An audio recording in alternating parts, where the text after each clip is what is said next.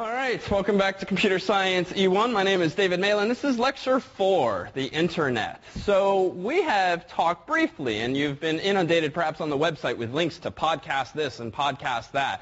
But we're at the point now where on the agenda is to discuss such things as podcasts, which begs the question, what is this podcast that we've been touting? Anyone at all? Great. Putting it to good use already, I see. Podcasting. All right. Would it help if I reminded you that with problem set 1 submission comes an opportunity to win this iPod Shuffle and, better yet, this iPod T-shirt, which we will distribute at some point over the next week or two once we've graded the problem sets? Anything. Podcast. Yes?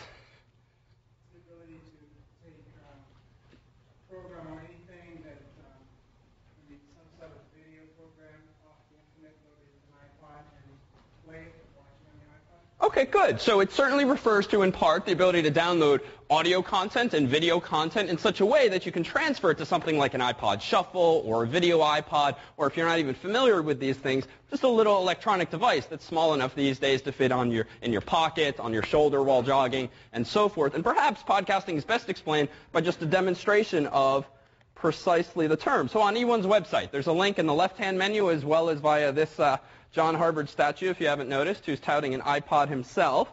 If you go to that page, you will see just a typical web page in the same style as the rest of the website, but with links to all of this so-called podcasting content. Well, to be clear, the idea of a podcast is not to download the information necessarily through a web page, right? Otherwise, this is just a web page. There's really no need to call it podcasting. But really, if you look at this same content, for instance, through the view of what's called an podcasting client, like iTunes, you'll begin to get a better sense of what this hype is all about. So in fact, if we follow the link on E1's website called Subscribe to the Feed Directly Through iTunes, assuming you have iTunes on your computer, you'll see a web page like this, which I brought up briefly in a previous lecture.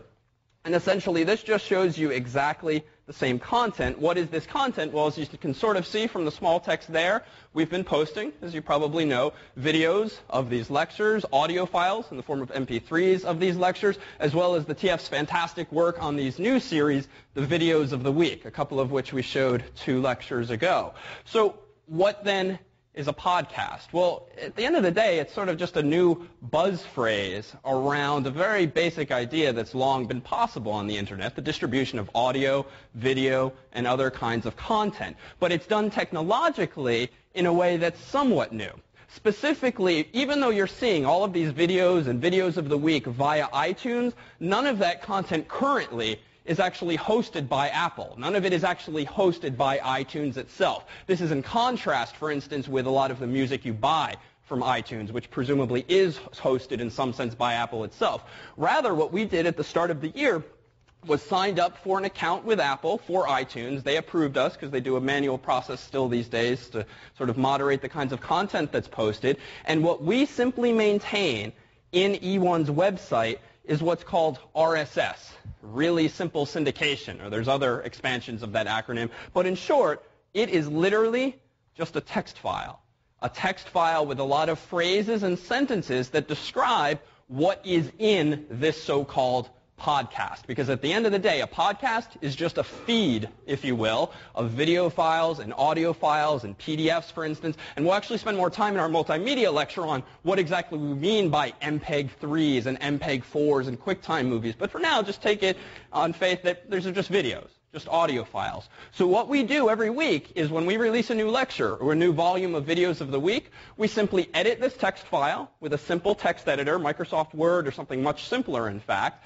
And all we do, for instance, to say that we have just released the video for Lecture 2 is the following. We type up this short paragraph.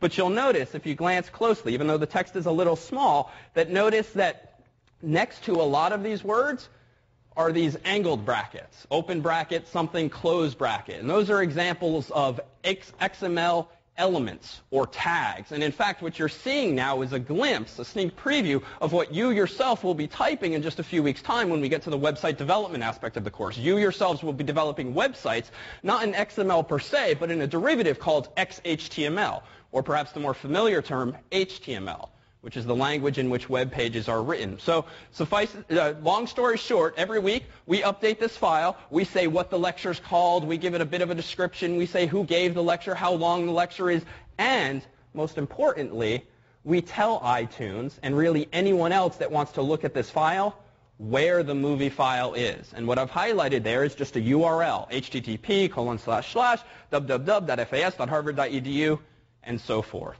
So really what a podcast is, from one perspective, is just a big RSS file, an XML file, that describes what's in the podcast and where you can actually go to download the actual content.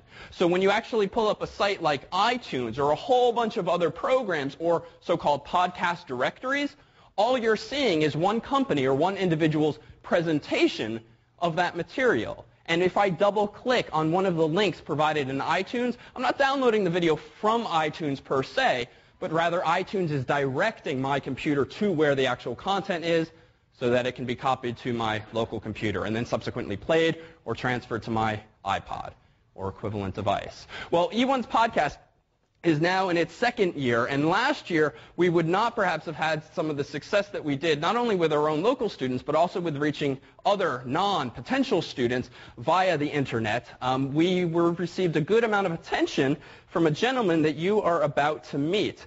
Victor Cajello is the host of a podcast called The Typical PC User podcast, and we'll post a link on the lectures page after tonight to his own podcast. But this was a gentleman that sought us out after E1 was cited in a number of blogs and news articles for having been among the first courses, at least within Harvard University, to provide students with access to its content via podcast.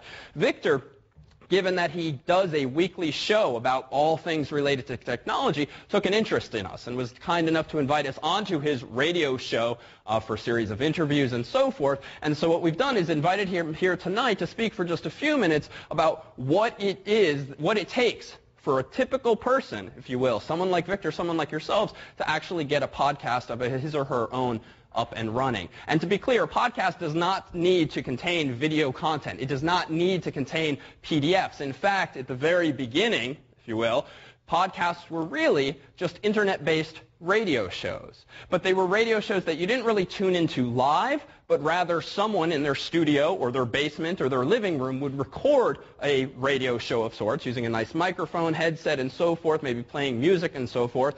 They would save that recording as an MP3, just a computerized audio file. They would post it via their own RSS feed so that other people on the internet could download that audio file. So it's a radio show in spirit, but at the end of the day, you're not listening to these things live. You're downloading them and listening to them sort of a la TiVo, but for radio and for other video content.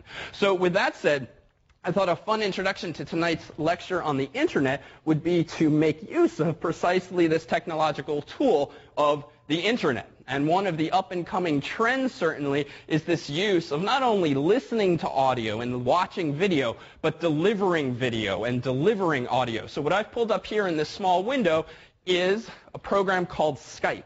How many of you have ever used Skype before? Anyone? So 2, 3 people. So what is Skype? What is this little thing I've pulled up here? Yeah?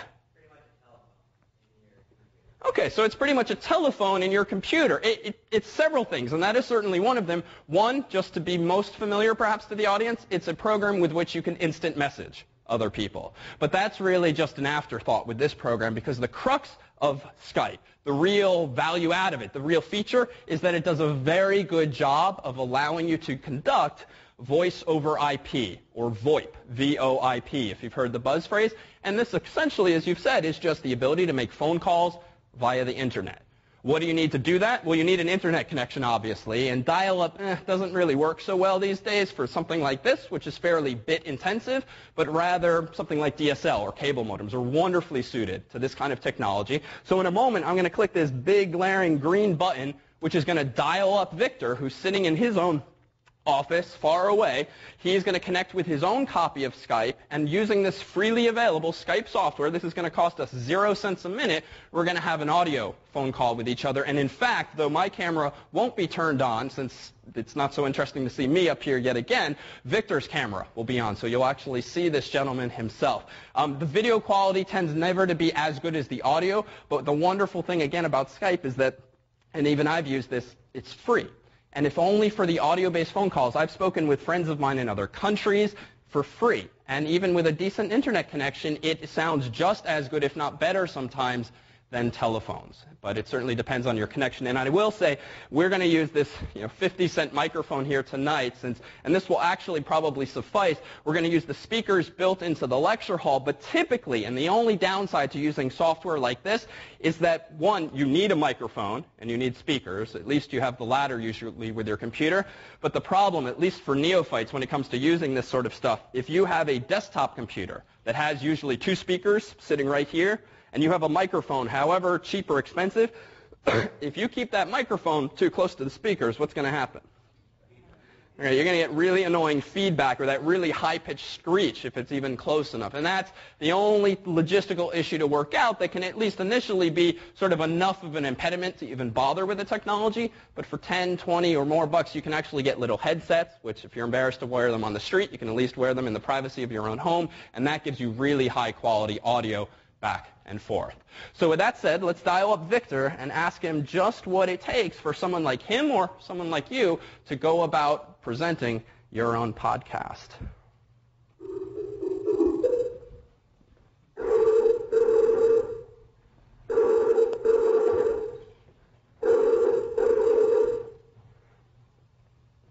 Hello? Hi, Victor, can you hear me?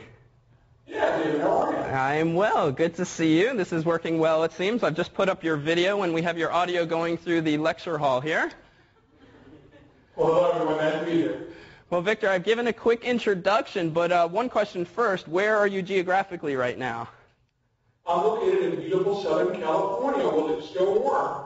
Well, fantastic. This is actually a really good connection. So if you would, why don't you tell us a bit about your experience podcasting, what it would take for folks like these to get up and going with their own podcast, and then if you don't mind, I can try to relay a couple of questions if they come up. Yeah, I'd be happy to do that. Thanks for inviting me.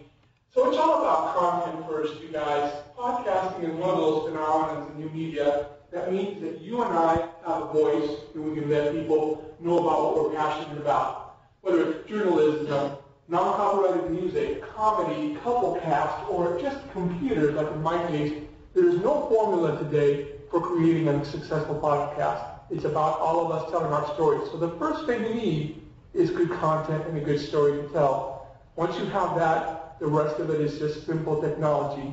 So let's talk about what that looks like. You're going to need some kind of a platform to record your podcast, primarily your computer. You can start with something simple like this headset mic. You can buy one of these for $10 to $20. And you can use something like that to record your audio onto the microphone, or even a USB type mic like this sounds in here, which is like $80, which you can plug directly into a PC or a Mac. So that's the first thing, a microphone. Then you need some kind of a sound card, and most of our computers today have a sound card, so that makes it very easy. Now you need a way to record the sound onto your computer.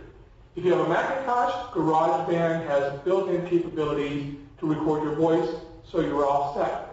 But no matter what platform you have, one of the most favorite applications for podcasters is called Audacity. And it is an open source, cross-platform application that lets you mix together the sound of your voice, some music, some sound effects, and then combine all of those into a podcast as an MP3 formatted file. So if you record your voice, you mix those elements, you save the file as a MP3, and now you have your content ready to put somewhere for people to listen to. This then brings us to kind of the next step of it is how do you get your information from your hands or your computer out into the internet? And the way that you do that is that you need to get yourself a hosting provider or a blog provider. So just like in blogging where you're writing down your journals or your news stories and so on, There are providers that are giving podcasters now the ability to save those MP3 files, upload them to their servers, as well as a place for you to put your show notes, and they will provide you with those services for no money. For example, switchpod.com.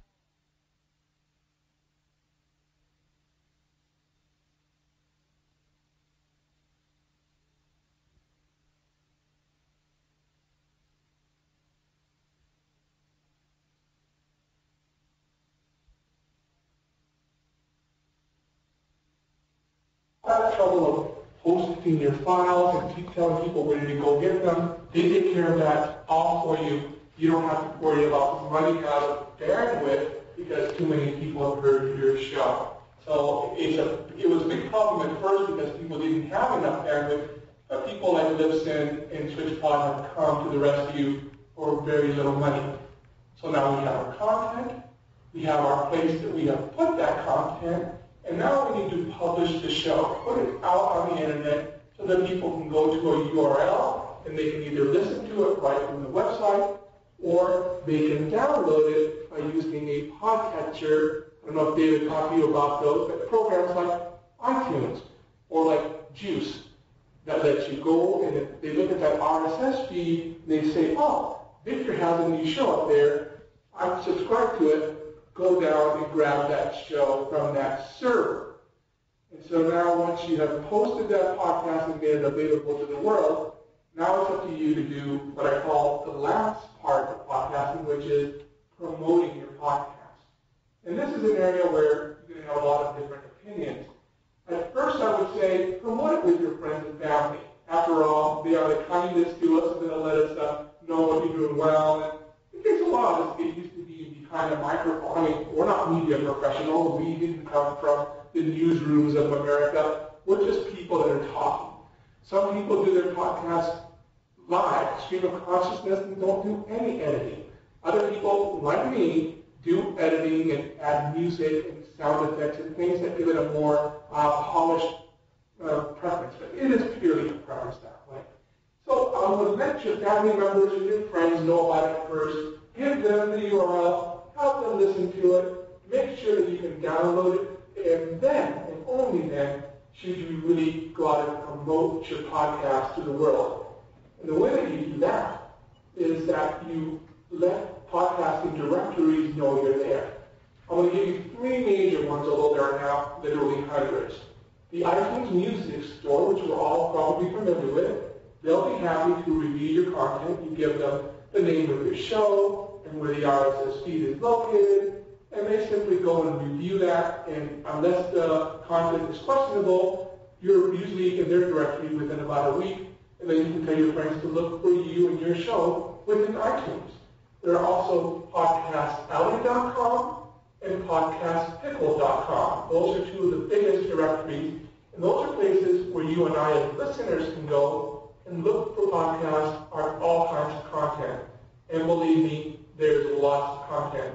Matter of fact, there are not one, but two different podcasting on curling and on knitting. So you can imagine that anything you want to look for is out there. So once you have your show, simply put it in those directories and people will find you.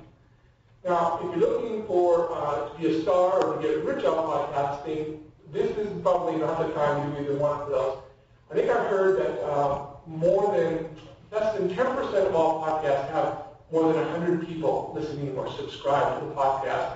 So it is one of those mediums that is described without the long tail phenomenon, which says that there are lots of people listening, but there may only be a very few listening to your specific type of show because of their preferences. So do it for the passion, do it because you want to get the message out. In my case, my shows deal with the typical PC user podcast, teaches people how to use PCs. Typical Mac user is for people like me who just switched to a Mac a year ago, so I'm learning and I'm teaching. And my other podcast is called Immigration Tales, where I tell people stories about immigrating from one country to another. Those are all about passion for me. Yes, I have a few listeners in some of them, but I only have that because I put a product out that I'm passionate about. And even if I had 100 listeners, I would still do it. So it really becomes, at the end of the day, creating your content, publishing your podcast and show notes, promoting your content, and then rinse and repeat. David, I hope I didn't go too quickly, but I think that's the whole line now. No, not at all. That was fantastic. Would you mind fielding any questions if some hands go up here? I'd be happy to. All right. So I'll be the one to stand here awkwardly and look for the hands. Yes? Thank you, Victor. What do you see as the future of video podcasting? Thank you, Victor. What do you see as the future of video podcasting is the question. Well, that is a huge future. Now, the thing with video is, and there are some wonderful examples of video podcasts right now, is that the complexity is quite a bit more. Okay? They're a lot of fun to watch, and Ask a Ninja's out there, and you have other shows that are out there, Rocket Boom, for example. But the editing process and the time that it takes to make those is it's a lot steeper curve. So I see that there will be those that will look more like traditional media, but I don't see it being as heavily geared towards people like you and me who can buy that $10 microphone and get our message out. And that's what new media to me is about. Thank you. Other questions from the audience? Yeah. As someone new to podcasting, it doesn't seem like you could put a podcast out and get a large audience or get even really a significant audience right off. Is there really a huge demand out there for podcasts of all kinds? So as someone starting off his or her own podcast for the first time, is there really demand out there for, say, one lone individual's podcast or for these podcasts in general? Well, demand is plenty for podcasting. You'd be surprised. There are some shows that take off for unknown reasons. There's a wonderful couple show, for example, called Keith and the Girl, and they are kind of R-rated, but they got going in New York, and before you knew it, they had a massive audience, and now they do. So as a new podcaster, what you need to do is get yourself into the podcasting community from within. If you listen to podcasts, send them out an email and say, hey, I have this new show about photography. Would you mind playing a promo from my show on your show that have a lot of people? And so from the inside, we kind of get to know each other. We go into forums and into bulletin boards, and the podcasting community kind of organically grows. If you have good content, people will come to the show. One more question? Is there a possibility for podcasting generating income in the future? Is there a possibility for podcasting generating income in the future? Well, I sure hope so. Let me tell you, I think that there is. People are generating income with podcasts today. There are plenty of podcasts out there today that have 8 to 9 million downloads a month and that are starting to generate some dollars.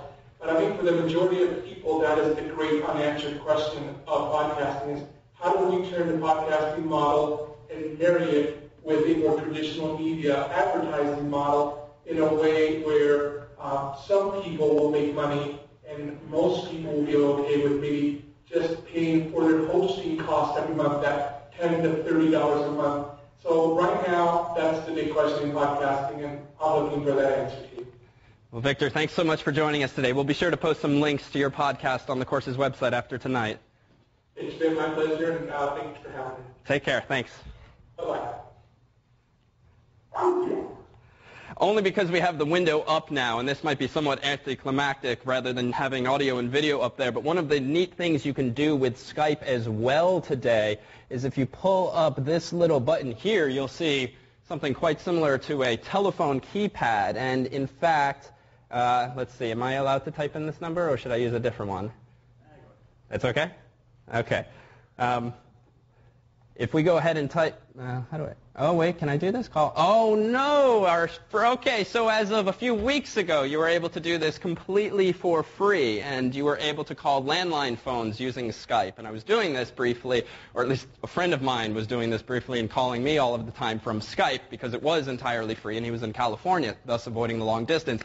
I do realize now and remember that they've turned back on the feature. It's still incredibly cheap, and in fact, I used Skype to talk with friends when I was in Argentina for a week because it was pennies per minute as opposed to dollars per minute using an actual landline phone. And again, you certainly have to contend sometimes with quality issues, and you want to have a decent enough setup so that you're not getting feedback, but it certainly is a wonderful alternative. And the upside of Skype now charging us is that I will not reveal Ray's personal cell phone number to everyone on the podcast.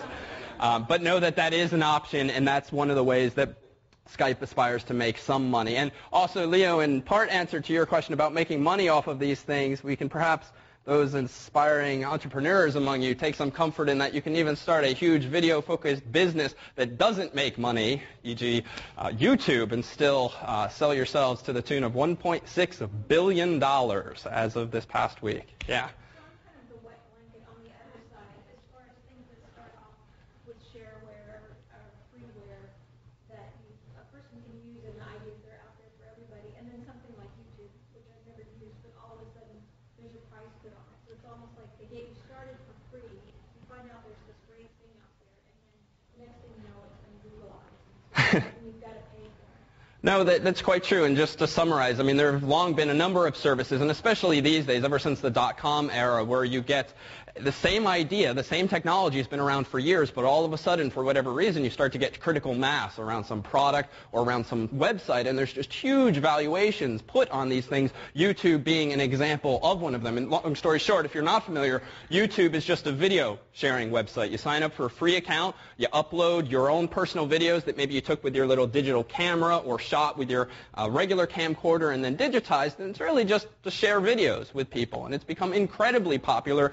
and Google, for one, sees upwards of $1.6 billion of value in this. I will say, to play the other side of the coin and devil's advocate, if you will, I think only time will tell if a lot of these ideas and a lot of these technologies and a lot of the sites are worth the valuations that are being put on them. And one might argue that even what's happening in the past couple of years with a lot of the prices that are being tacked onto MySpace and YouTube and Facebook and so forth, it almost makes me wonder sometimes if people have already forgotten the lessons of 1999, 2000, and so, when it seems like there was similar money being thrown around. But even then, time will tell. That is a perfect segue to a video that Dan brought to our attention. You will recall a couple weeks ago we passed around a hard drive, both one closed and one open, and we showed our own animation of what goes on inside of a hard drive, what Dan found on YouTube. And if you're wondering what YouTube is, this is YouTube. So this is just a site where you're able to share and watch and play videos. This is a video that someone made rather delicately by taking the lid off of their hard drive,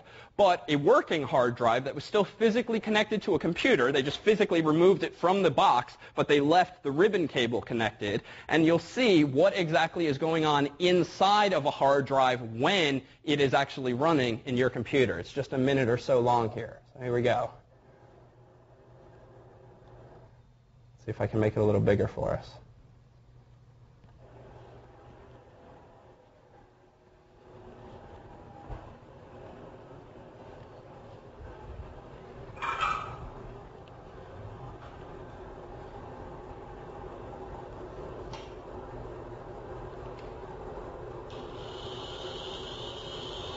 Have you ever wondered what that sound is?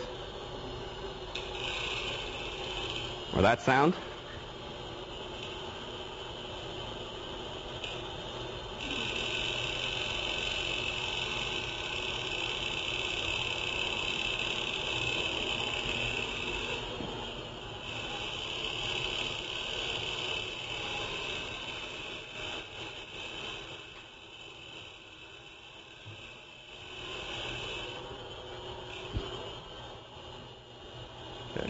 This is why they have lids. They very quickly become uninteresting.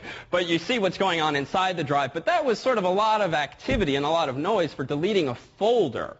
What do you think explains the relative length of that process of deleting a folder? That would seem to be a pretty atomic operation.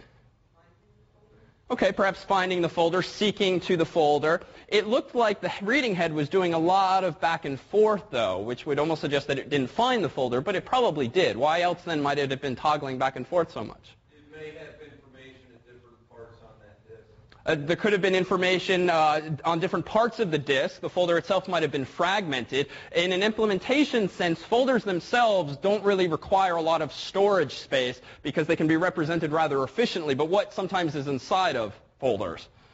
Easy question. Yeah, so in this case, and as the gentleman I think explains in the comments accompanying this video, there were actually a whole lot of files in that folder, which explained for whatever operating system he was using that it was recursively going through and deleting those files and maybe other folders as well. So we'll put a link to this on the course's website as well if you'd like to take a look, or at YouTube in general. And it's worth noting, too, just to tie in our first two discussions of hardware with tonight, the Internet, and also to play off of some of the things Victor said, in addition to this podcast being available to students via iTunes, it's available to really anyone with iTunes, at least some of the lecture content and this year the videos of the week content. What the teaching staff and I spent last week struggling with was the load that was apparently being placed on this podcast this year. Based on these answers tonight to what is a podcast and the deafening silence that accompanied it, I can only hypothesize that it was other people who were downloading the podcast this past week. But long story short, thanks to those individuals who have subscribed, really, thank you, we crippled one of the Extension School servers early last week such that I got a nice email effectively explaining that we've been booted from the server that all other courses use at the Extension School. So that way induced a last-minute scramble. We then contracted with an outside third-party host, a company called DreamHost that you will see later in the semester because we'll use them for you, the students, when you develop your own personal websites with your own personal domain name. But at DreamHost, we signed up for a relatively inexpensive plan that gave us plenty of disk space. It's, a few tens of gigabytes, maybe 100 or more gigabytes, but storage problems are not what we have. But it did offer us 1.6 terabytes of transfer or of bandwidth. That is to say, we were allowed, according to this plan, over the course of a month, 30 days, this is what our contract allowed, to have people on the Internet, wherever they are, download up to 1.6 terabytes of information. Now, none of our E1 videos are nearly that huge. The biggest file is maybe 250 megabytes. Well, what's one order of magnitude larger than a gigabyte? Damn. A megabyte is a gigabyte. Well, what comes after gigabyte? Terabytes. So tera essentially denotes what numeric value? Trillion. So you're familiar with megabytes in terms of floppy disk, 1.4. That's exactly what we did the first lecture too. 1.4 megabytes. You're familiar with hard drives that you have, which have 20, maybe 400 gigabytes. Imagine now having access then, or the ability to let people on the Internet download 1.6 terabytes of information, over 1,000 gigabytes of information. Well, we got a nice note from DreamHost 4 days into our contract explaining that in the first 4 of 30 days of the month, we had used 1.4 of our 1.6 terabytes. And just like the cell phone companies today do, they'll charge you if you go every gigabyte over. And if you've ever gotten a $300 cell phone bill, that the overage costs tend to be high. So I passed along to the Extension School our estimated bill of $6,000 for the first month of our free podcast that we don't charge for, mind you. So we quickly upped the plan to a 4 terabyte plan, now an 8 terabyte plan, which should hold us over. But again, thank you, all of you, for tuning in remotely. It's been a wonderful challenge. But this is honestly the first semester in 11 terms of teaching this class that I think we've even spent more than a split second even using the term terabyte. And it's sort of a fascinating thing, just technologically these days, to now be getting into these kinds of numbers. So it's only a geek can perhaps really take pleasure in that idea. But it's amazing what's happening. And it is ideas and technologies and websites like YouTube that are really driving some of this growth in data storage requirements. I mean, a typical video that's uploaded for E1 is between 25 and 250 megabytes. Contrast that with one MP3 of a song that, for instance, you might have downloaded back in the day from Napster or these days from iTunes itself, 3 megabytes. 4 megabytes. So when you start talking about distributing 200 megabyte video files, you start to deal with a lot of interesting server-side issues. And that's precisely what we coped with this past week. So more on those kinds of things in the future. For now, let's dive into the topic that we've skirted over up until now, which is quite simply, well, the Internet, what is it? Well, I'll turn it over to you, since my first question of the night went over so well. What is the Internet? Our clip, but you'll see that the slides in this class, because we have notes and because I like things to stay rather dynamic and not follow a script, I mean, slides can't really get fluffier than this, right? A guy surfing the internet. So we'll use this for 10 or so minutes while we talk about the internet. What is the internet? Yeah. It's a series of tubes. It's not a truck. None of you are familiar with the quote that Senator... Watch Jon Stewart, and it comes up every other night. So watch Jon Stewart, and that little joke will make sense. So what is the internet? For real. Yeah. A large series of servers, routers, etc. that send information all over the world. Yeah. So it's a large infrastructure of servers and routers and just really computers that are interconnected somehow all over the world. It is the network of networks. And even if you're not particularly the technophile and are still taking this class, you probably have an idea already that a network is simply a bunch of computers connected together.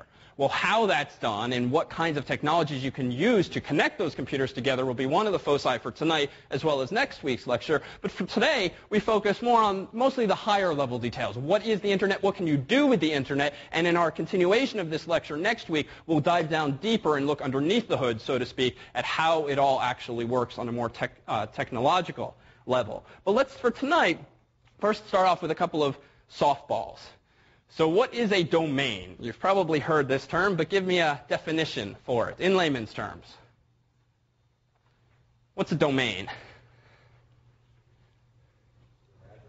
Yeah, so it's an address of sorts, right? Like you've probably said out loud CNN.com before or Harvard.edu before. Well, that's just a domain. It is sort of an English-like phrase that describes some kind of network of computers, and a network of computers that's usually geographically related, right? It's pretty reasonable to assume that all of the computers related to Harvard.edu are kind of sort of in the same area, though that doesn't need to be the case technologically.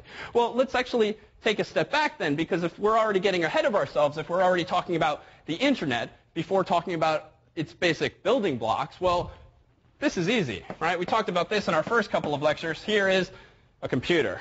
You can tell even the course becomes dated when computers don't really look even like that anymore, right? And that's kind of sad. But this is a monitor from yesteryear on top of a desktop from yesteryear. I'm not very good with drawing LCDs, so we'll stick with this version. Add two computers to the picture, connect them somehow with some kind of wire. Who cares what? What do you got? You've got a network. This kind of network might simply be called a peer-to-peer network. Well, why? Well, you might guess because you have two peers, two equivalent types of computers, somehow communicating with each other. A peer-to-peer network can also involve many, many other computers. Napster and its infrastructure was, in a sense, a peer-to-peer network because all of these peers, all of these individual consumer PCs, were eventually connected to one another, albeit through a central server. So that was peer-to-peer in a sense, but software today that's particularly used for file sharing are more peer-to-peer in this sort of sense. And I'm not going to draw hundreds of computers on the board here, but if you can imagine a network of a whole bunch of computers really arranged in an ad hoc fashion where some computers might have direct connections with one another, some can only talk to other computers through other computers, that's a peer-to-peer network as it's usually understood today. It's sort of an ad hoc network that's formed using various types of internet connections. And though I draw them with lines here, I don't mean that these two computers are physically connected. I just mean that they have some kind of internet-based connection. They could be in completely different states or countries. The lines just represent software-type connections, network connections. Well, with that said, let's actually go to a more common scenario, at least consistent with the types of networks you use each day. If I all of a sudden, and just for the sake of dramatization, draw one of these computers as relatively bigger, just because it's stronger, more powerful, it's got more RAM, it's got a better CPU. Well, I'm going to call this thing, in this context, a server. And meanwhile, I'm going to call the thing on the left what? CPU, but in this context, you might have heard the phrase, or the word LAN would describe the whole thing. We'll come back to that in a second. But what I'm looking for is the relationship between this server and what might be called a client computer. So if you've ever heard the phrase a client-server relationship, or really you just hear these words tossed around, a server, a client, it's pretty much just like what happens in a restaurant. You sort of have one guy who's running the show, the waiter or the server. He will answer your requests or will provide you with information or really food that you, the client, ask for. And this is terribly representative of how most internet-based applications work today. For instance, you sit down at your computer and you pull up Internet Explorer and you type in CNN.com. You in that context are acting as what's called a client. And you're making some kind of request over the internet. We'll expose the inner workings next week to CNN.com, which is obviously the server in this case. CNN.com server or servers looks at whatever request you've sent, and that request is going to be along the lines of, give me your main page, your home page. The server is going to grab that home page or generate it and then just reply just as you've received your dish at the restaurant. And it's precisely that relationship, sort of a subservient relationship where the client asks the server for something and gets something back. That sort of captures, in fact, what we were doing with Skype just now, albeit only one side of it. When we dialed up Victor, the way that Skype and programs like it tend to work is clearly there's a server in the middle, because even I personally had no idea where in the US at the moment Victor was. Apparently he was in California. Well, if I wanted to make a direct connection, like a peer-to-peer connection to his computer, well, that's sort of a chicken and the egg problem. How do I contact Victor if I don't know where I should contact him? And so that's why a lot of technologies, a lot of websites, a lot of software products use central servers. So in effect what happened when I double-clicked on Skype on my computer, well, my version of Skype made a connection to the server, and it wasn't just this one-time request response. It rather is a persistent connection, like calling up Skype's main server on the phone and just maintaining an open connection. Technology is different, but the spirit is the same. Meanwhile, guess what happened over here?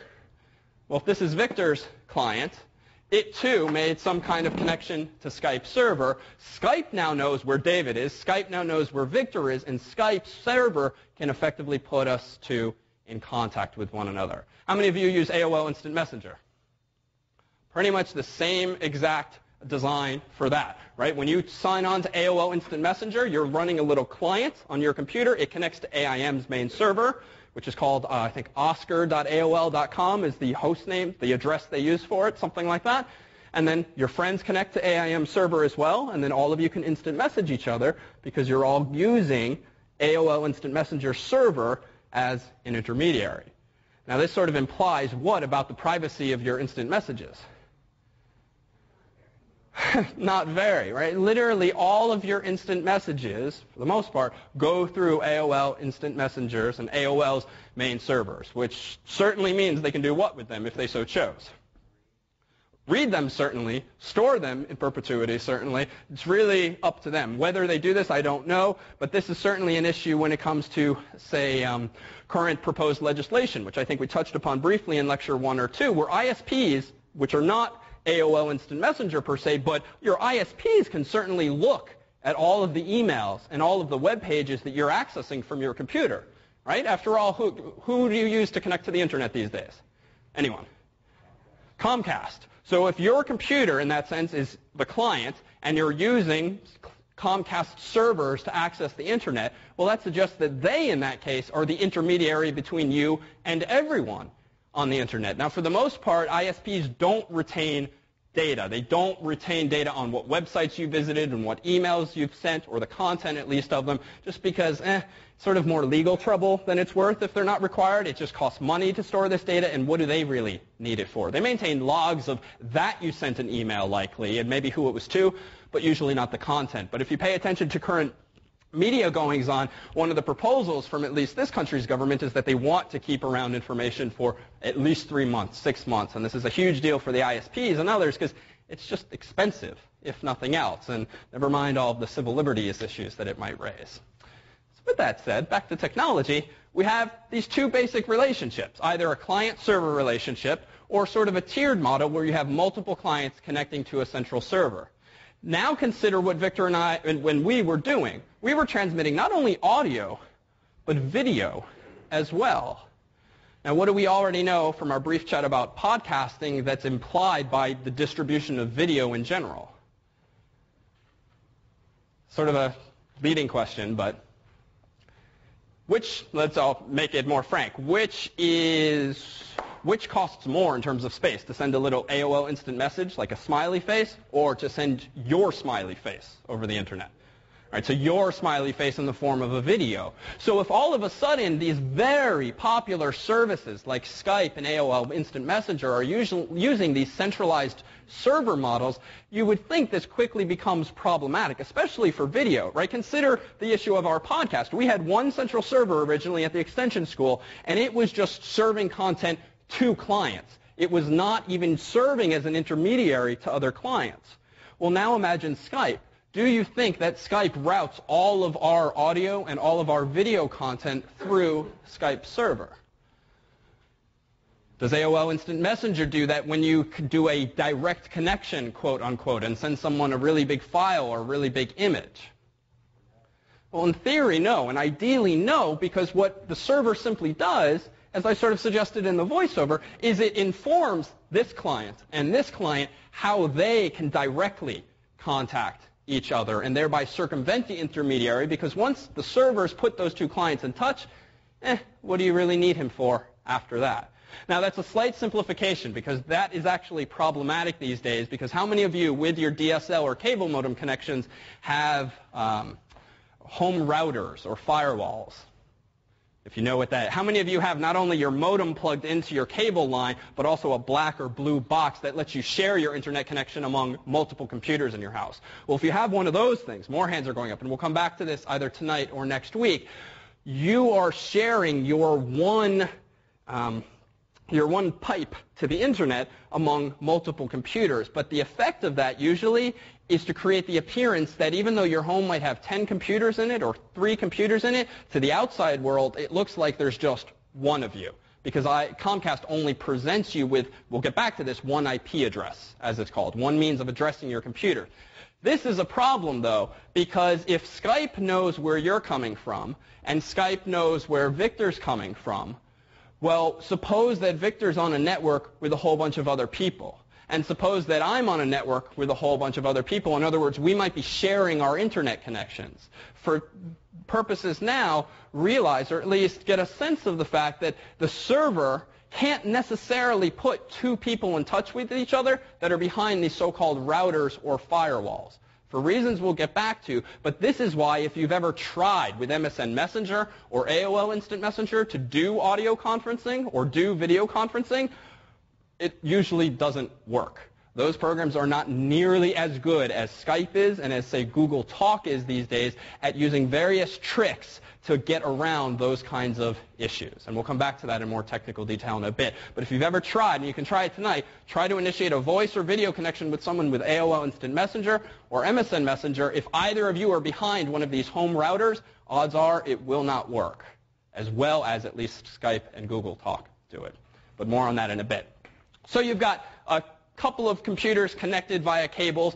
You've got now let's do it this way. You've got not just a server here, but you've got a whole bunch of computers in your home, as you were just saying, and all of these guys want to connect to the internet.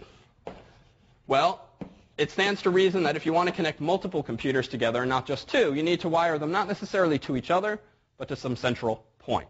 And as soon as you start connecting multiple computers together, using whatever kind of technology, maybe you put all of these computers inside of a very oddly shaped building, as suggested by this rectangle in the door, well, what do you then have? You have now what was described earlier as a LAN. So from the beginning, a computer, you know what it is. A peer-to-peer network is just two computers connected together. A LAN is multiple computers connected together, and they are usually very geographically proximal to one another. So that's why I drew this very goofy-looking building, just to suggest that if you have a whole bunch of computers connected together in some very tight space, like a building or maybe even a city block, the general term to describe that would be a LAN. Contrast this with something you might have heard more so perhaps in years past, but a WAN? Well, what does LAN stand for? Local area network, right? The acronym pretty much explains what it is. It's just it's somewhat vague term. It doesn't have any minimum number of computers you have to have. It doesn't have any maximum number of computers. It's a general term you can whip out to describe a bunch of computers connected together that are sort of related to one another because they're in the same building or maybe because they're physically all connected to the same central device. A WAN, by contrast, wide area network. It's just more than that. Maybe you have a WAN, for argument's sake, when you have a building here and a building here, and you connect those buildings together via some kind of cable. Then you might say, all right, now that's a WAN, because it's spanning multiple LANs. So you have a computer, you have a peer-to-peer network, you have a LAN, maybe you have a WAN. What do you get when you connect all of these LANs or WANs together somehow or other? A network, yes, but you get the network, if you will. You get the Internet, and that's why I introduced this as the Internet being the network of networks. You can take it one step further. The Internet is the network of networks of networks of networks. It's sort of the Uber network to which the entire world, at least with networks, is interconnected these days. So then what is a domain? Well, a domain is just a way of describing a LAN or a WAN or a bunch of LANs or WANs. There's really no hard and fast rules around any of these. Atop there I've put a domain of harvard.edu. Well, that is just the name given to describe all of the computers, on Harvard's campus. At right, there's a column called subdomains. Well, sometimes, if only for administrative simplicity, it's nice to sort of organize your own network, your own WAN, your own domain into hierarchies with different people perhaps administering different parts of the university or of the company. And so you have the ability on the Internet to describe computers not only by their domain name, but by subdomains. For instance, how many of you already have a FAS account? Okay, so about half of you. And if you don't already, the current problem set charges you with obtaining one, or the previous one does. If you have an email address of the form mailin@fas.harvard.edu, your domain name is generally called harvard.edu, and your subdomain is fas.harvard.edu. How many of you have an email address in harvard.edu? Okay, so many of you as well. So if you have that address, how many of you have a @harvard.edu address where your first name is something like, not quite like this, but capital David _ capital Malin? Something like that? Well, Harvard does that in its domain name. It'll give you David _ Malin @harvard.edu, but most of you probably then have more local departmental accounts that David _ Malin @harvard.edu is just a so-called alias to. And this is just one way that Harvard administratively and technologically keeps things nice and separate for different people to administer. What's another example of a website or an entity with subdomains? Anything come to mind? Anything at all? What about Craigslist? So in a sense, you've seen something. If you go to www.craigslist.org, what city's listings do you get? San Francisco's, in fact, which is their default website. If you go to bos.craigslist.org, you get instead Boston's listings. But it turns out in that case, BOS is something called a host name, which looks sort of like a subdomain, but it's a little different. So let's take a look here. Let's take a look a little bit more at these subdomains, and we'll see where the technological relevance comes. Here's a whole bunch of suffixes, many of which you're probably familiar with. All right, what looks immediately familiar on this list besides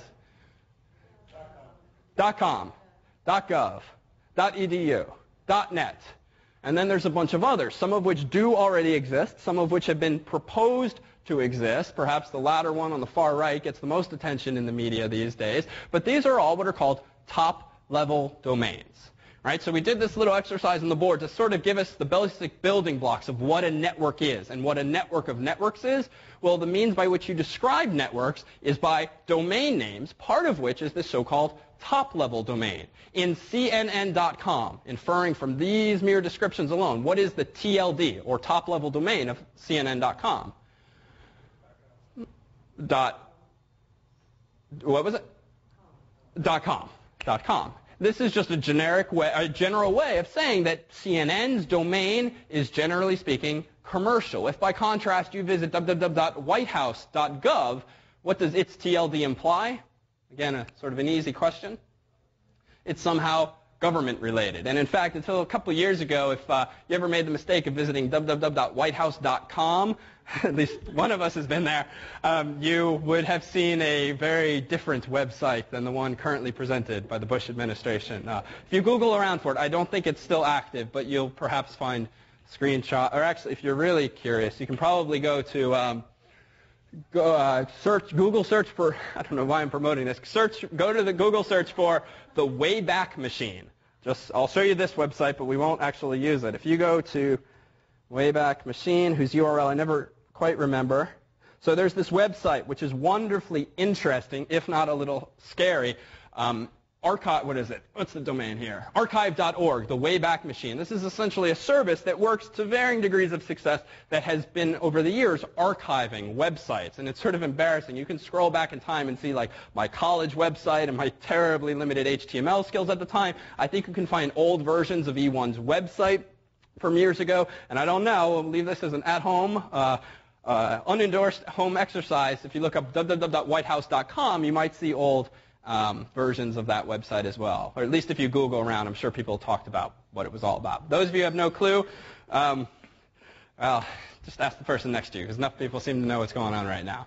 Anyhow, TLDs are meant to organize hierarchically domain names in a way that gives you a sense of what kind of domain it is.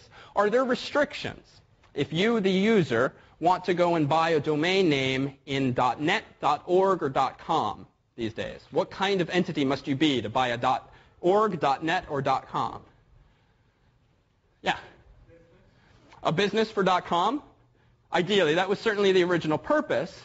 But it turns out these days, no restrictions on any of those three. So you can have .coms, you can have .nets, .orgs owned by anyone. Which one you choose is really a matter of choice, but really a matter of availability.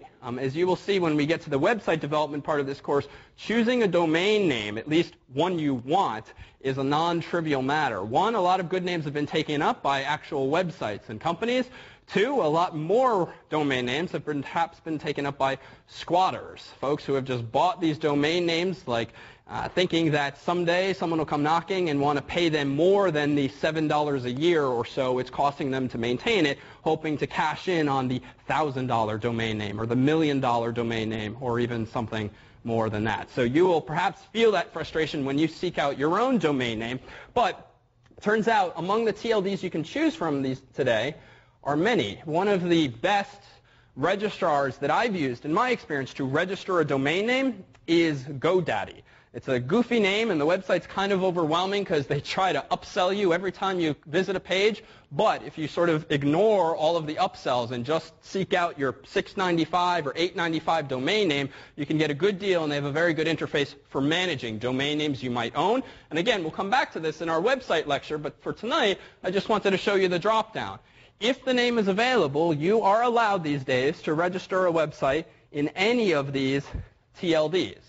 And more than these, in fact. GoDaddy doesn't necessarily doesn't necessarily let you register all of the available ones, but if you want to host, davidmalan.jp, if it's available, you can create the illusion, in effect, by name that your website is in Japan. This is only to say that TLDs, though originally intended to create very obvious hierarchies, very obvious distinctions, has begun to relax somewhat. Each country gets to manage its own domain, and in fact, if you've ever been to something like, what's a website that uses it? Anything that ends in .tv. Have you ever been to a website ending in .tv? Well, .tv is the domain name that belongs to a little Southeast Pacific country that decided to sell off the rights effectively to its domain name because, at least in the English-speaking world, .tv can perhaps fetch a pretty price for TV shows, if nothing else. So I'll leave that as a more family-friendly at-home exercise if you'd like to figure out what country it is that allows you to register names in the .tv TLD.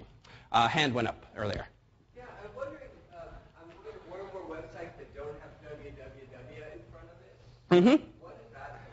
And very interesting question. Many websites these days don't even have the www anymore. In fact, if I go to CNN.com, I will get the day's news. If I go to, and I stopped that intentionally because I always say CNN.com because it's such a short domain name to type during lecture, but I've made the mistake for years of pulling up the current events on the news, and then all interest goes up there. So we won't see what's going on in the world now. But if we go to GoDaddy.com, it's probably going to pull up www.godaddy.com. If I pull up just Craigslist.org, it too will, oh, whoops.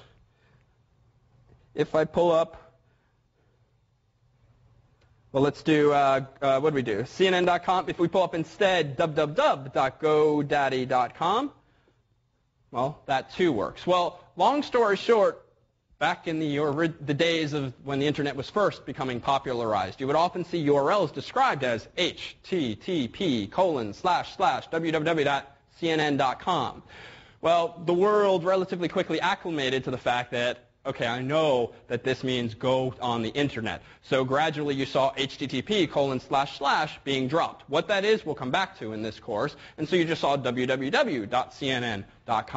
Well, that's sort of a mouthful, and even that's www is sort of becoming gratuitous today, because if you see .com, you know, unless you have not been paying attention for several years, you know what that means and what that is, so the www has been dropped. And technologically, it is very easy for you to set up a website that either uses www or doesn't use it. And what good, well-managed websites do these days is they let you visit both, and they'll usually route you to the same location. And just like what happened with GoDaddy, if GoDaddy just likes to present itself to the world as www.godaddy.com, they'll use a server-side trick to just change the URL on you, just so that they present some unified marketing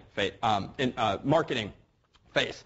If you visit a website or try to visit a website like davidmalan.com and hit enter, and it just doesn't work, even though www.davidmalan.com does work, frankly, that's just a stupid decision by the administrators of the website, because it appears that the site's broken when really they haven't flipped a switch that makes the version of the URL work without the www.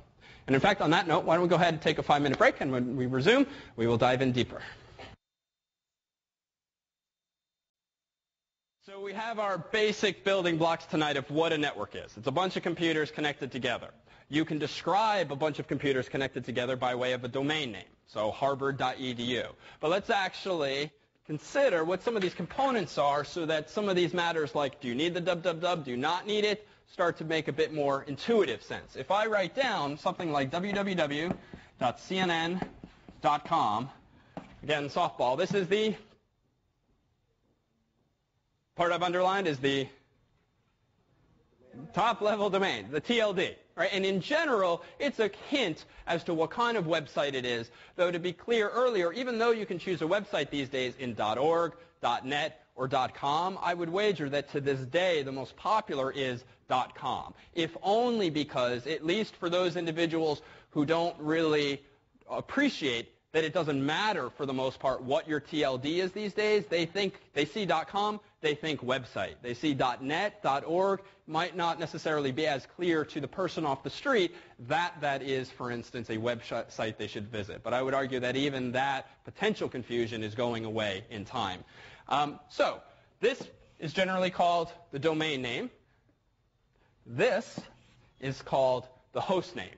If you're talking about the address of a website, it's usually broken up into the host name and the domain name, part of which is the TLD. But it is certainly possible for a website to only have this part, which means that it effectively has no host name, which is to say when you visit CNN.com, the server configuration is such that it just routes you to a computer that is nameless in a sense, but is in effect CNN's web server. Or the server can simply add that www and just make more explicit the host name. Well, what do we even mean by host name? Well, how many servers do you think CNN has? So they typically have a lot. Any of these big websites, they don't just have one big server, as I drew it on the board today. They have a lot of smaller, but very fast, if not very inexpensive servers. Google works in this way, but with thousands of computers. But you don't have to know the name of the Google server that you happen to be searching on. You just go to google.com or www.google.com. And through various server-side configuration tricks, when you go to google.com, your search query for whatever it is you're searching can be routed randomly or in some special fashion to one of these computers. Well, computers, like people, tend to have names so that you can refer to them and say, oh, the Alpha machine is broken, or the Donald machine is broken, right? Computer people, you'll see, tend to give their computers goofy names, though my laptop, as you've seen by contrast, is called laptop. So when you have multiple computers, just to handle the sheer demand for your website, you don't want to advertise the names of all of those computers. You want to just present one unified face to the world, whether it's www.cnn.com or cnn.com. But as soon as you hit enter and your browser tries to visit this website, CNN's infrastructure routes you to one of those computers. And this computer it sends you to might be called www.1.cnn.com, www.2.cnn.com. It's entirely the prerogative of the owners of that server, but for the most part, you, the user, don't ever see the host names of most of the computers that you're in effect being connected to when you visit a website or when you use some other internet-based technology. So www hostname is the name of a computer, and a website doesn't necessarily have to have a hostname associated with it, to summarize. But you also see addressing schemes like this, not just for websites, right? After web, what is the next most popular internet program you might use every day? Email is a big one. Well, email similarly makes use of domain names and TLDs and even what look like host names. But rather, if you send an email to mailin@fas.harvard.edu, well, here again is a TLD, .edu instead of .com. Here's a domain name, and what did we say this is called? So this is a subdomain. So in the context of web addresses, you would usually call the first thing, if it's not the domain name itself, the host name. It's the name of the server that you're visiting. But really, when you send an email to someone, you really don't care what machine that email is getting sent to. You care more conceptually that that email go to the right domain. And so in that sense, and it's a slight distinction, when you send an email to mailin@fas.harvard.edu, your email goes to whatever server it is on the internet that manages email for this domain, specifically this subdomain. I did communications for the alumni from Kennedy School, and I sent out an email, got a message back from this woman who said, I've never been to your school, I keep getting messages, I don't want to ever hear from you again. Okay. So then I went to my original file, she wasn't there. But we have an alum whose email address, the first part before the domain name, is exactly the same as hers. And her domain is like AOL, and his is something completely different. Okay. I mean, they're not even close, the domain name. But the front part is exactly the same. And I don't know what to do about it. So it's a good question, and to summarize, it sounds like you have someone on one of your email lists that is receiving your emails but is complaining that they don't want to receive your emails, but that person's, the subdomain of that person's email address just so happens to be the same, what happens to be the same, the username? Only the username. And she's not on my list at all. So you have this user who wants to opt out of your email list because for some reason she's getting some emails that are clearly meant for someone with a similar username but a different subdomain or domain name. So I can only hypothesize that either one, there's some kind of typo going on, a slight distinction, or perhaps more likely is one of the email addresses on your mailing list is forwarding to maybe her address, and maybe that person made a typo and are thus forwarding their emails to the wrong person. But without actually seeing the data, it's hard to be more accurate than that. If you want to send us an email, if you are allowed to reveal the details, we can try to advise. Okay, we'll get that woman off your list soon enough. Okay. Yes, that will be the challenge indeed. So probably everyone in this room uses email at least once a day, or perhaps too frequently, more frequently than you would like. Well, some of these questions might seem pretty easy, but at the end of the day, these are perhaps common points of confusion, at least for neophytes. What does a typical email address look like? There are two canonical forms. If you have an email address, it probably looks like the first one, with just at domain.com, like david@gmail.com. Don't email that. It goes to some other David. Or you can email some username at some subdomain.domain .tld. And you can have multiple subdomains, but after a while it starts to get ridiculous, and so you don't tend to see them that often. So these would perhaps be the two most basic forms. So a bit of a quiz. These are examples of legitimate email addresses. They might not go to real people, but syntactically, these are valid, syntactically correct email addresses. You know, frankly, these days on the internet, I bet one of these goes to there's probably someone that gets each of these emails. So maybe another at-home exercise. Email these people and see what kind of curious individuals you get back replies from. So those are valid email addresses. Points to take away are perhaps implicit. So clearly you can use letters of the alphabet. You can also use numbers. What other characters are clearly valid characters in an email address? Underscore? What kind of symbols? Symbols in general, too general. Be more specific. So underscores, which is that underbar, which creates the illusion of a space, but is just kind of a hack around it. What else is clearly valid? A hyphen is valid. In the M dash here, it would just be a hyphen in this case, but sure. A forward slash would not be valid in an email address. No slashes in email addresses ever. You clearly need the @ sign. That's in both of the canonical forms we looked at. What do you not notice here? Well, there are not things like spaces. Spaces are not allowed. There are not things like $signs or what you might think of as weird characters. It's fairly safe to say that these are most of the valid symbols that can appear in an email address. But notice you can have a period, and it has different meaning to the left of the @ and to the right of the @. To the right of the @ it has some clear conceptual distinction. It's sort of a demarcation between the TLD and the domain and maybe a subdomain.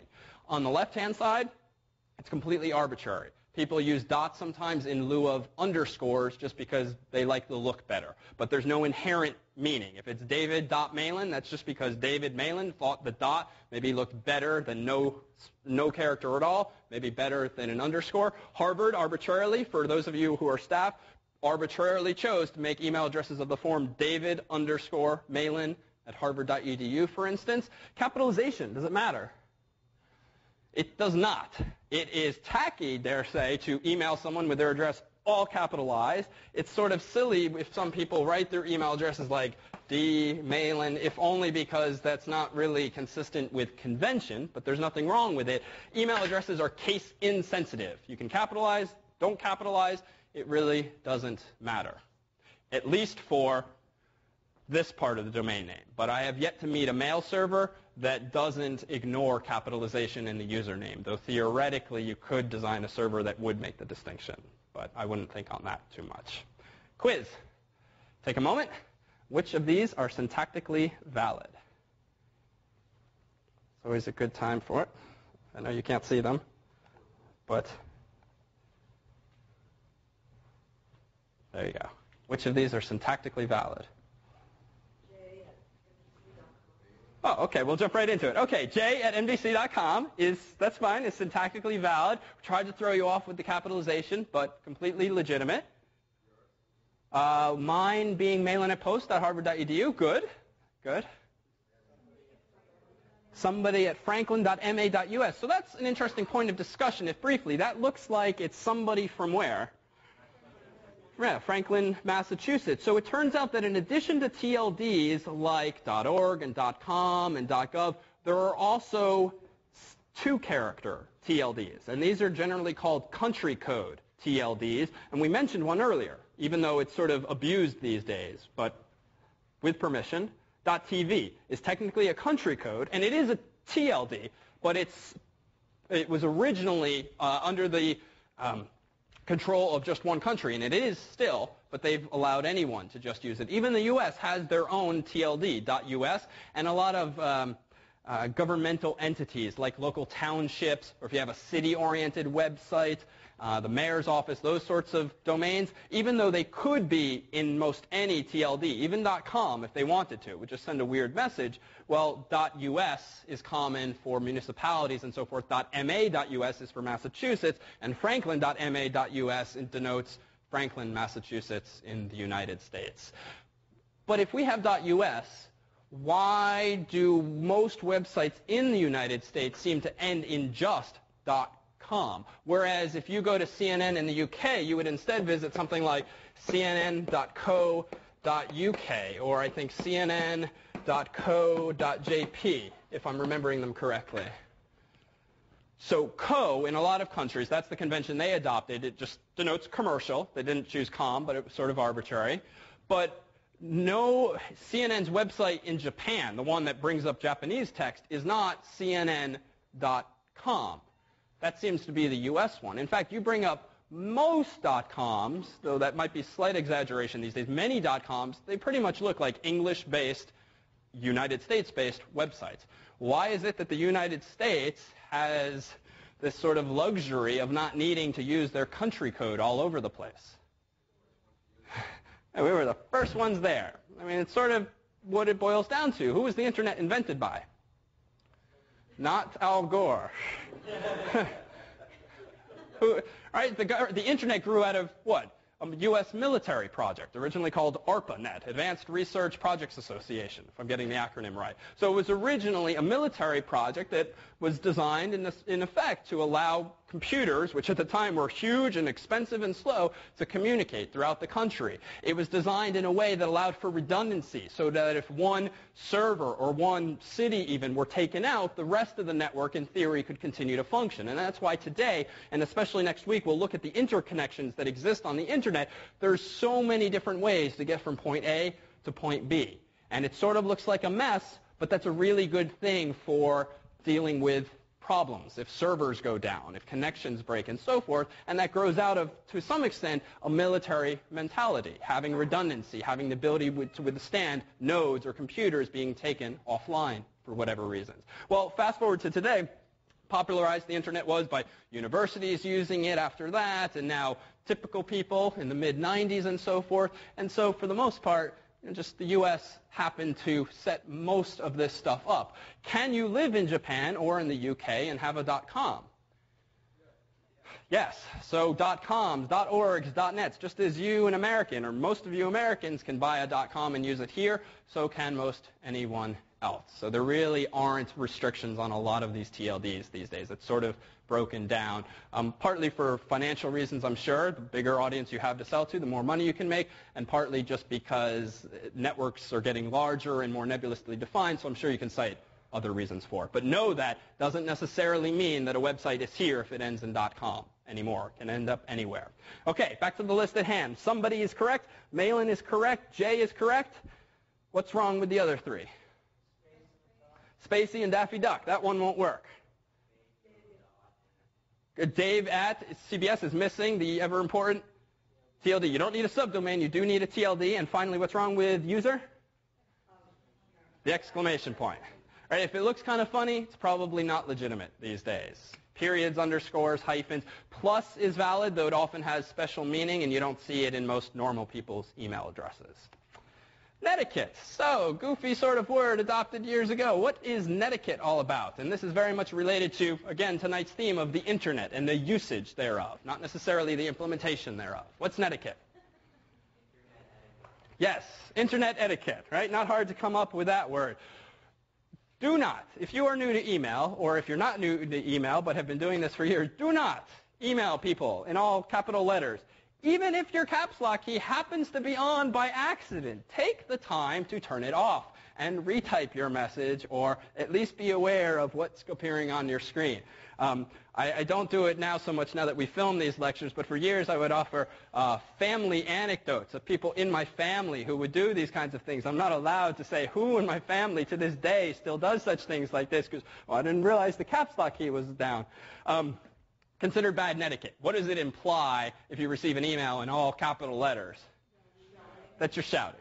I mean, more likely these days it's just you're a doofus, but it implies shouting.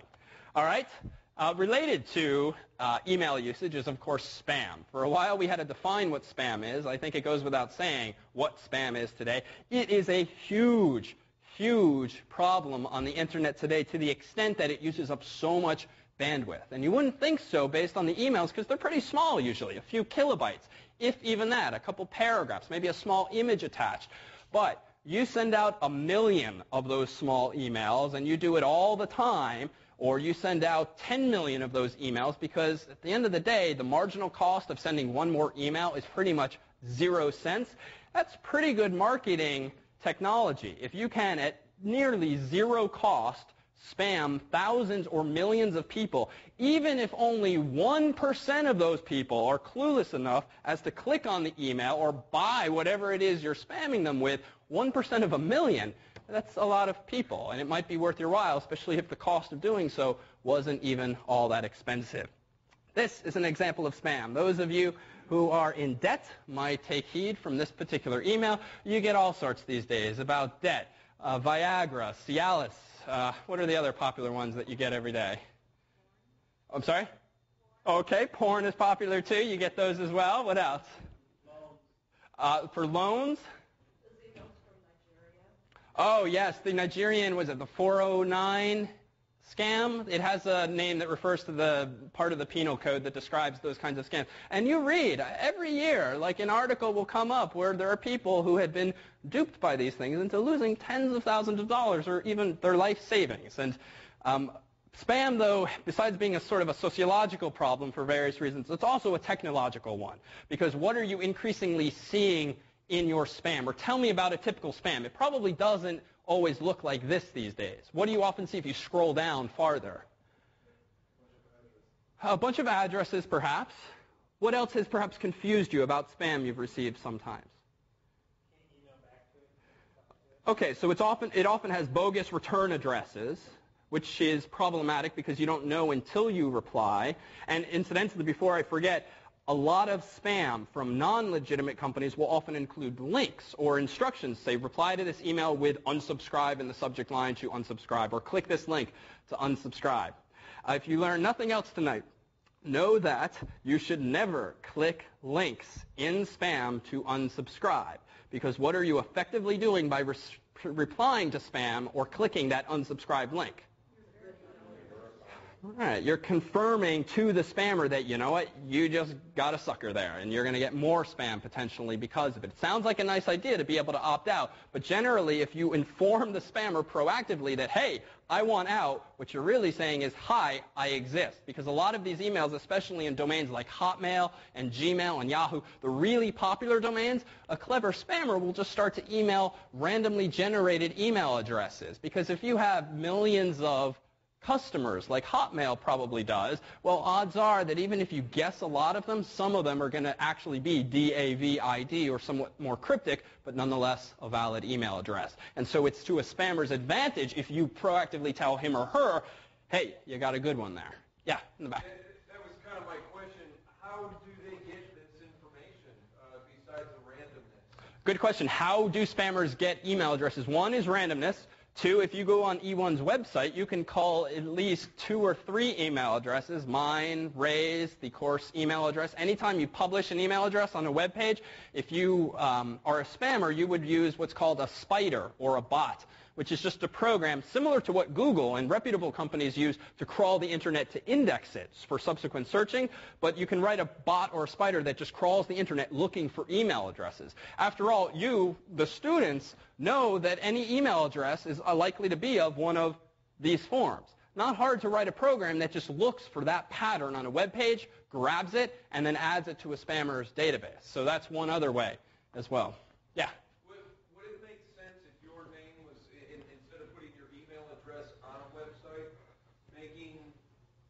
Putting your name there, but having underneath that, once they click on it, contact you, or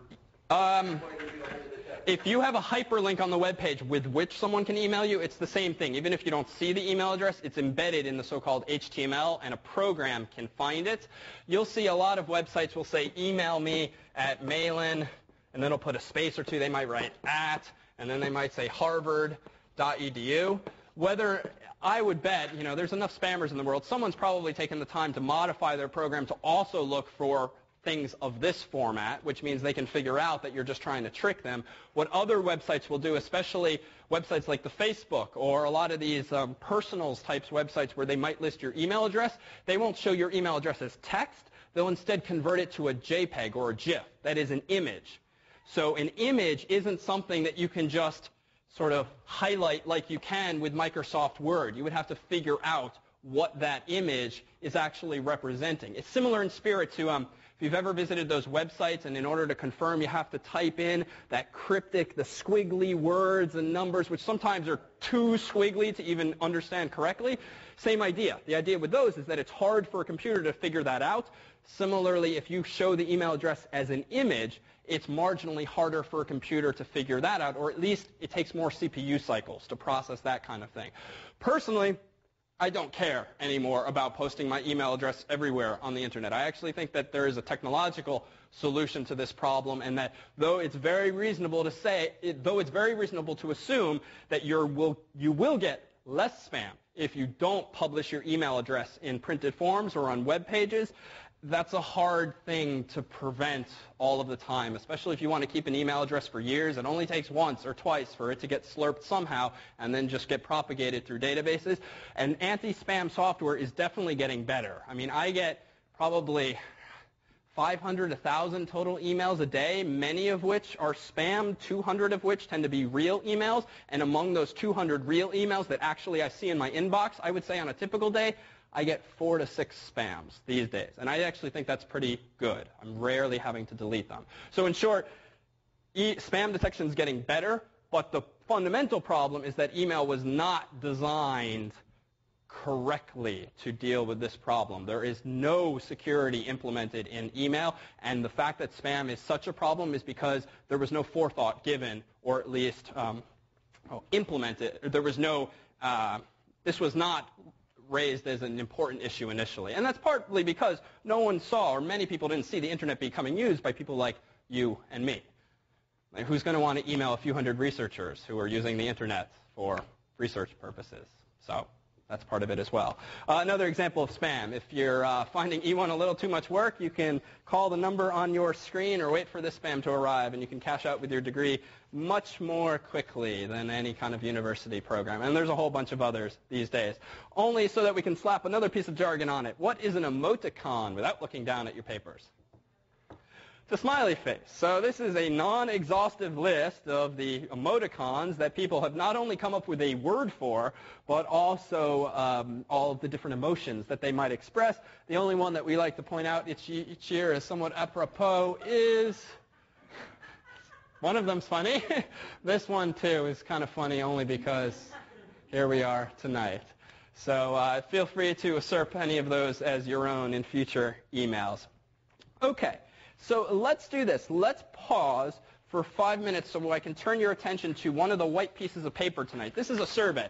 The course, as you know, offers sections and workshops. One, we would like to just get some feedback from you now for no more than 5 minutes on what you think of the course, what you think of the lectures, but most importantly, to be honest, why you are or are not going to sections or workshops. Just to give you the historical perspective, when I was a TF for this course years ago, we had 3 or 4 sections of 15 or 20 students, and 15 or 20 students were attending each night. And we'd like to think that we're not just doing a bad job these days, but there's more interesting issues involved as to why students in the class tend not to be as interested in the course's sections and workshops anymore. Perhaps it's more savvy, perhaps it's because of scheduling, but if you could just give us your candid thoughts, don't put your name on them, it's not necessary. We would love to understand what you like and don't like and what's driving you to come or not come to these things. I'll even put on a bit of background music.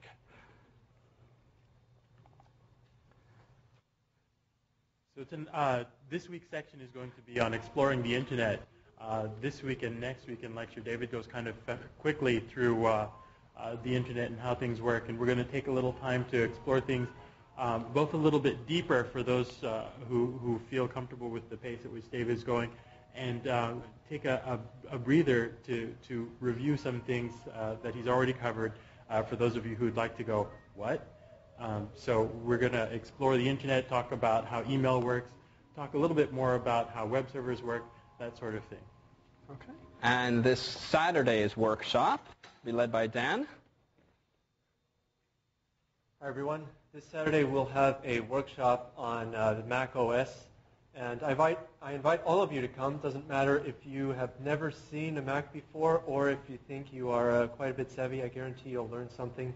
We'll talk about the Mac OS itself. We'll talk a little bit about Apple, the company. We'll talk about the Intel switch. We'll answer any questions you have, basic troubleshooting. There's a lot that we're going to cram into 2 hours, so I hope to see all of you there.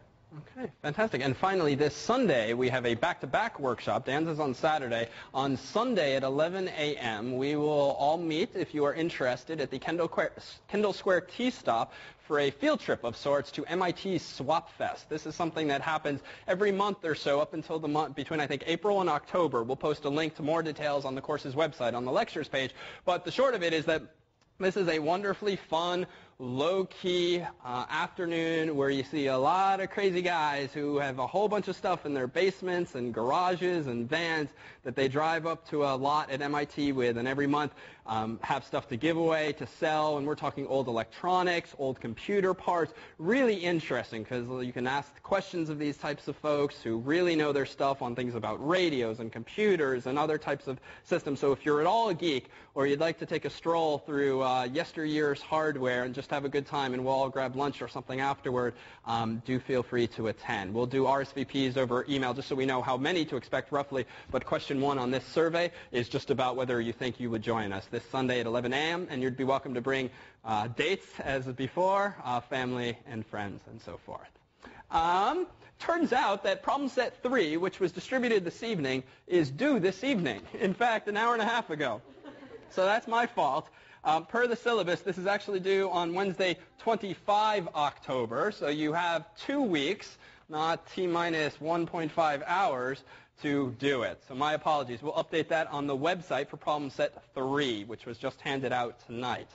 So there's just a couple other things that are in the slides. I'm going to skip over SSH and SFTP because we'll come back to that, but just so that we wrap up this discussion, and I want to conclude with a really neat demo, let's look at the ever-enlightening slide on the World Wide Web.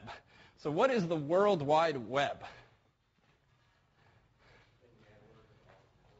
So the network of all networks. So the answer to that is actually no, and this is where you can make a subtle but useful distinction. The web, or the World Wide Web, and the Internet, they're not the same thing. So what you just described actually was a perfect definition of the Internet, a network of networks. But the Internet is really an infrastructure, something that takes physical form and is the physical incarnation of as what we've described as the network of networks of networks. It's sort of the backbone on which a whole bunch of neat services run. And the World Wide Web is an example of such a service. It's something that you can do with the Internet, something on the Internet. And I would liken it to other Internet-based services like email and instant messaging and podcasting. These are sort of higher-level programs, if you will, or services that you do using the Internet. But the Internet itself is really that infrastructure underneath the hood. A URL is something that you probably have typed every day. Here's another. I won't name names within the family. Do not call this an URL. It's really difficult to keep a straight face when someone in your family is asking you to pull up the URL, www.cnn.com. It's a URL, Uniform Resource Locator. You don't have to know that, but know to say URL, even though it's the more inefficient way of saying it. The canonical form is this. And we'll see other incarnations of this, but when you see something, : / something, pretty much refers to a URL. And even though you, a typical user, might only see things that are HTTP : / something, it turns out that you can have URLs of other formats for other types of services, most of which typical users don't use, but one of which you will use later in the course, namely SSH, or even SFTP can be written in this way. But more on that in the future. Some examples. All of these are valid URLs. These are all valid addresses of servers. So essentially a URL, even though you almost always see it just for the web, it's really a general way of describing the protocol that you must use to talk to a machine. A protocol, as suggested up there, is just the language that your computer needs to use to access the service. So when you, the user, use Internet Explorer to pull up CNN.com, the language that your computer and that server are using to communicate is called HTTP, Hypertext Transfer Protocol, or transfer protocol. This is just it's like English is to us. We have a way of communicating with each other via the standards known as English. Computers, specifically web browsers and web servers, have their own language called HTTP that they use to speak back and forth to one another. Think of it as the language that you might have to use to order meals in a foreign restaurant with a foreign waiter. And meanwhile, underneath that is HTML, which we will come back to in our website class. HTML, by contrast, is the language that web pages are written in.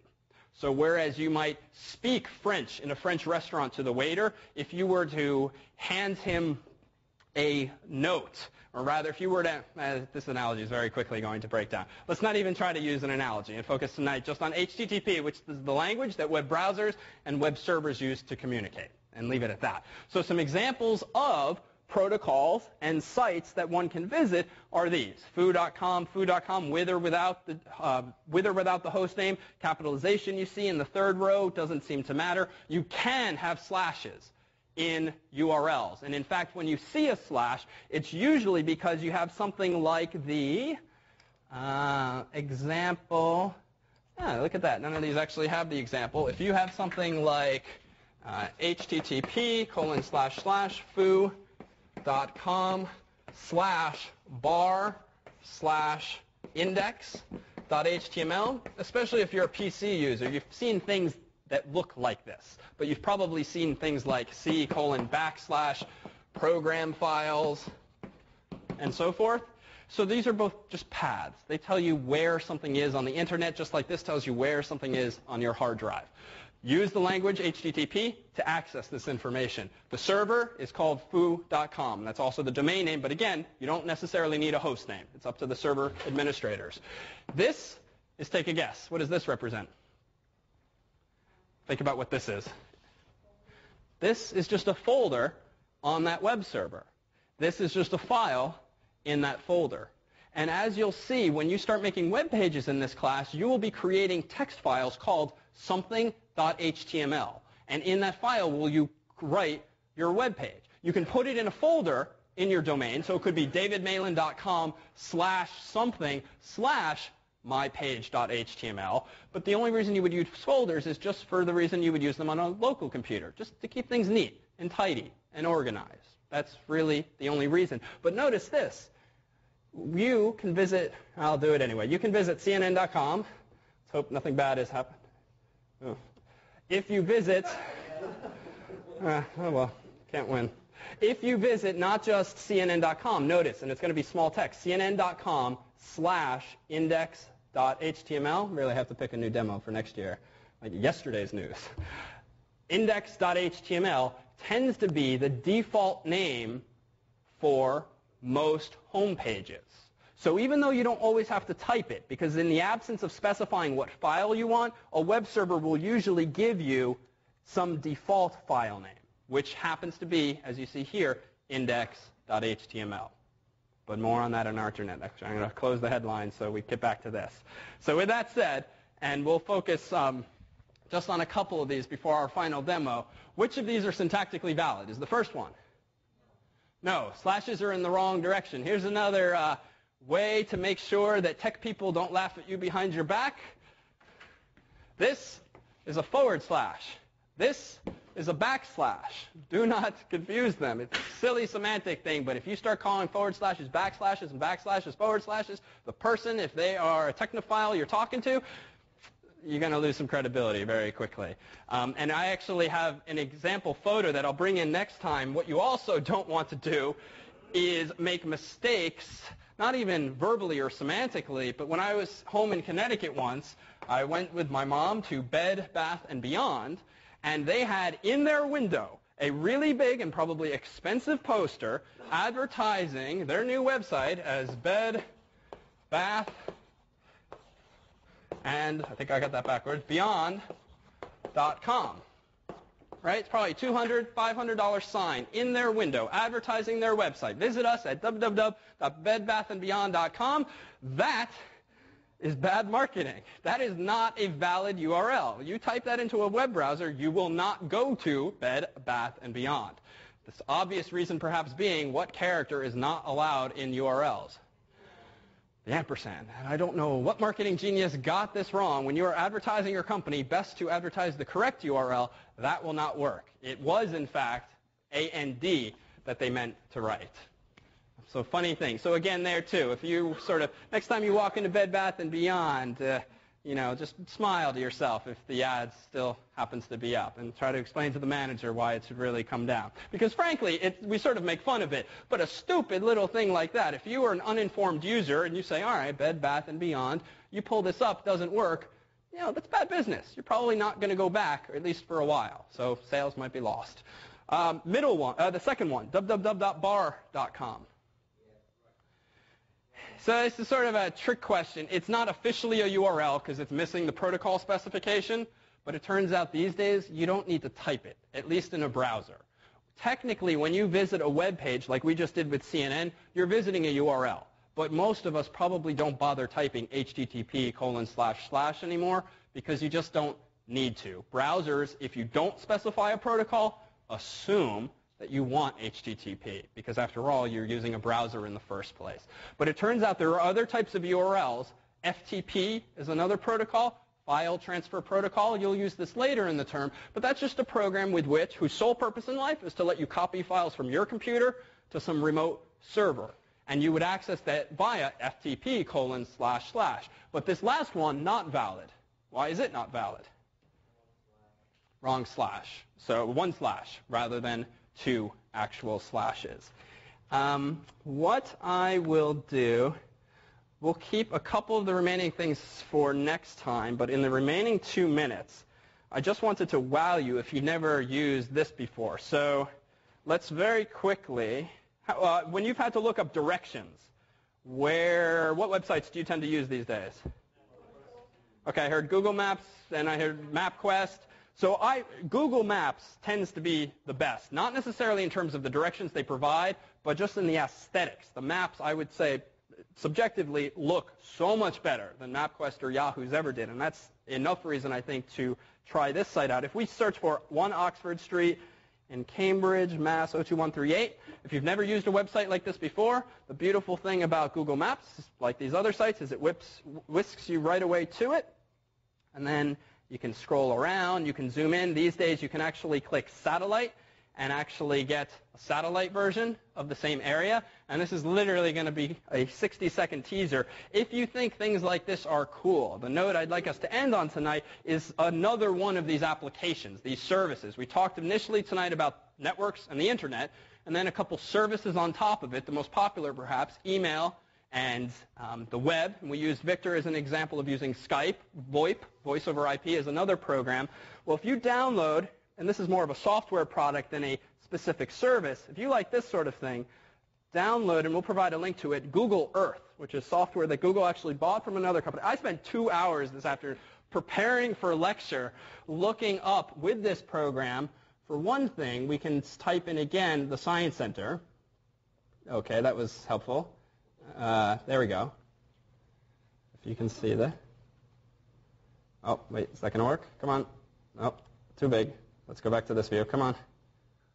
Here we go. Where is the Science Center on Earth?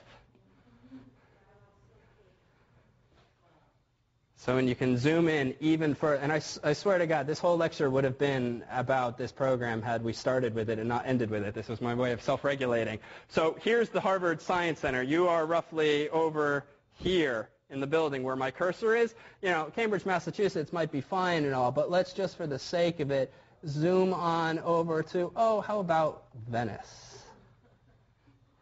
This is just a brilliant interface and the coolest thing I've seen today, frankly.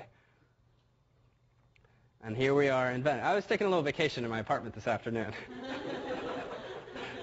So here's Venice.